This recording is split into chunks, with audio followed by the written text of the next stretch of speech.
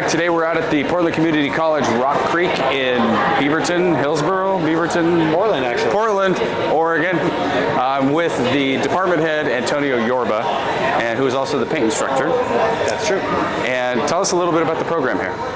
Well, we train students to work in big body shops in the area. We have two different kind of programs. We have a program for body techs, and then we have a program for paint techs. Okay. So, with lengths of programs between 1 year and then all the way up to a 2-year certificate or a 2-year associate's degree. Is there a pretty big demand for, like, I know there's, we have diesel next door, there's aviation on campus as well, and how's the enrollment been this last year, couple of years? Our enrollment's great. You know, the market's always needing techs, and so... Right, I think the average age now is like in the 50s for auto body technicians, so... yeah, for sure.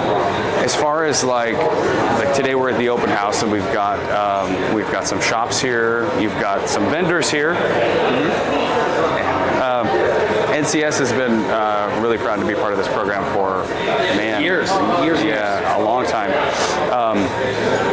What are some of the things that the program really could use from the community? You know, we're always looking for cars. The cars thing, you know, we're learning. The students are, you know, learning how to cut off quarter panels and put new ones on, and, you know, work body filler and paint. And at some point, like, you can't cut off quarter panels more than once, and you can't paint cars, you know, 100 times. And sometimes it's pretty thick.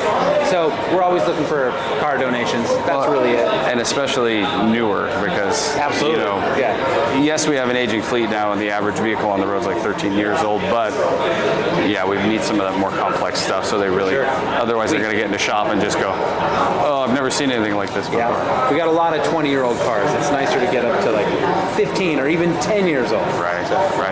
Well, thank you very much. Absolutely. Appreciate it. We appreciate you. We'll get this out. See if we can find you some cars.